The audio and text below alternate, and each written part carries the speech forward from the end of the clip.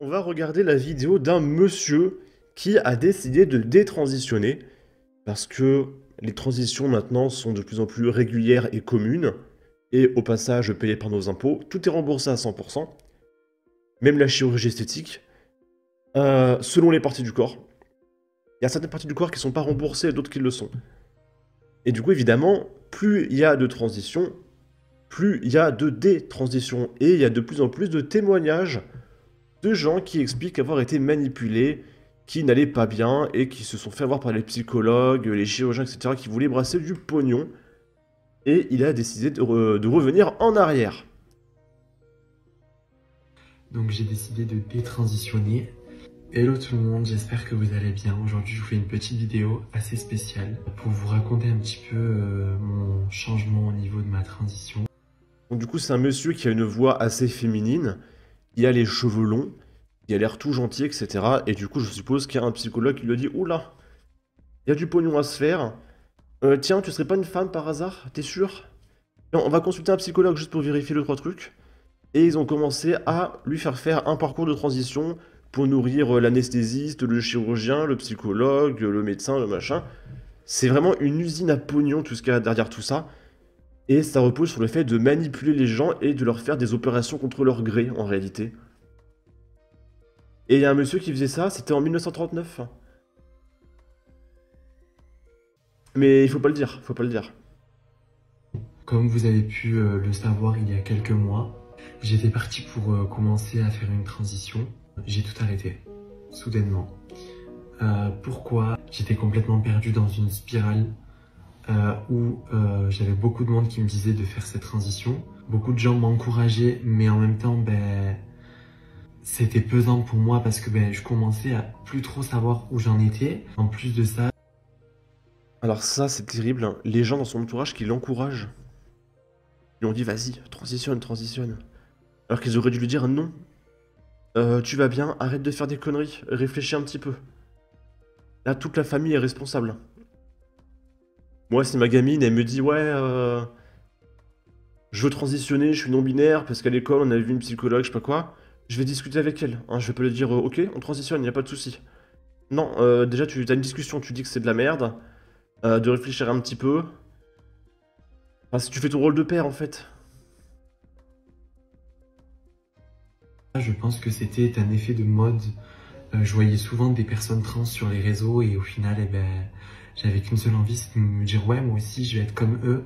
J'avais oublié. On avait vu des nanas comme Jacotte, qui a dit, ouais, faire une transition, c'est une conviction politique. Et que être LGBT, c'est une conviction politique. Tu sais, c'est pas un choix. Il faut le faire pour s'opposer à l'hétéropatriarcat, je sais pas quoi. Le vrai Kenzo qui était à l'intérieur de moi. Petit à petit, avec le recul, j'ai commencé à me reconnecter avec moi-même et à me dire en fait Kenzo, tu n'es pas une personne trans. Je ne souffre pas moi d'être dans mon corps. Je souffre pas d'être moi-même. C'est pour cela que j'ai décidé d'annuler tous mes rendez-vous avec les endocrinologues, les psychiatres, les psys.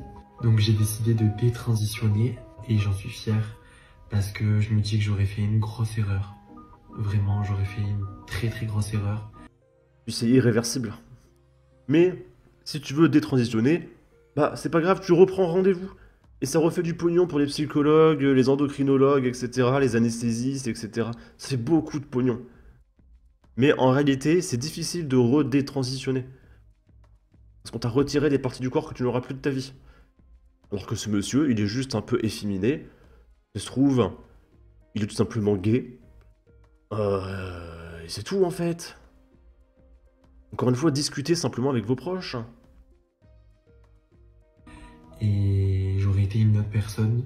Donc voilà, c'était vraiment une petite erreur de parcours et aujourd'hui, je vous précise que je ne serai pas elle, mais il et que je compte rester Kenzo et que je ne compte pas changer d'identité. J'espère que cette vidéo vous aura plu et comme vous savez, j'ai toujours été transparent et authentique avec vous et je continuerai. Voilà, je vous embrasse. Et en plus, moi je suis sûr qu'il y en a qui l'ont insulté. Hein. Ils lui ont dit non, espèce de traître, comment as-tu osé, etc. J'en suis sûr. Yohan Power qui dit bravo. Globalement, il y a du soutien, voilà, à droite. Voilà, les gens de droite, ils sont totalement tolérants, il n'y a pas de souci, hein. Ok, ok. Pas comme les gens de gauche hein, qui se moquent de Marion Maréchal quand elle a eu un accident, hein. Strasbourg. La justice ordonne à l'assurance maladie du Bas-Rhin de prendre en charge la transition de genre d'un individu ayant eu recours à une ablation des ins. Donc il faut payer avec nos impôts. La CPAM devra également verser 3000 € de dommages et intérêts à l'individu. Donc non seulement ça va être payé par nos impôts, mais en plus il va y avoir du pognon cash. Voilà, tout ça c'est payé par Nicolas. Et peut-être que ce jeune là, ou ce monsieur, peut-être que dans 3 ans il reviendra pour dire qu'il regrette, qu'il est estropié à vie, etc. Voilà. Et on paye avec nos impôts pour ça, ça m'écoeure. Ça m'écoeure de participer à ça en fait avec mon argent directement. Dans un jugement rendu ce mercredi et consulté par Ici Alsace, le tribunal judiciaire de Strasbourg a donné raison à un jeune homme transgenre qui contestait la décision de la caisse primaire d'assurance maladie du Bas-Rhin de ne pas rembourser les frais liés à une opération de changement de genre. La juge a ordonné à la CPAM de prendre en charge l'intervention chirurgicale de mastectomie, donc l'ablation des ins, et reconnaissant un préjudice, l'a condamné à verser un plaignant 3000 € de dommages et intérêts payés par nos impôts. De S féminin à la naissance, le plaignant qui souhaite rester anonyme a commencé sa transition en 2007 avec nos impôts.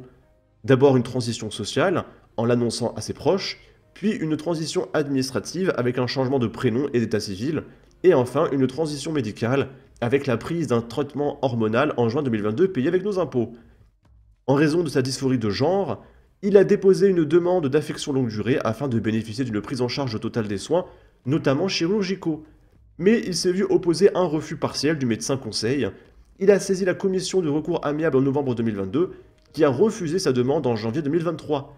Il s'est alors tourné vers la voie judiciaire.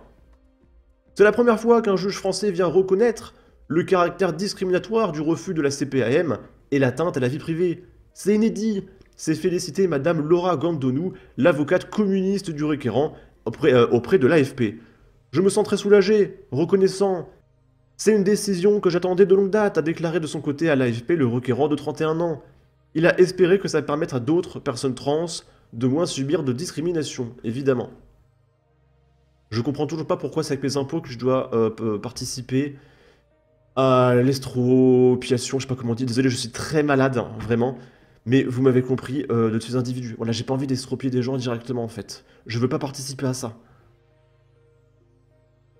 Et là, les gens sont pas contents en commentaire. Ok, ok. Bon. Sur ce, n'hésitez pas à donner votre avis, votre opinion, à partager, liker, commenter. Ça aidera au référencement de la vidéo sur YouTube. Abonnez-vous, suivez-moi sur Twitter. Prenez soin de vous. Salut!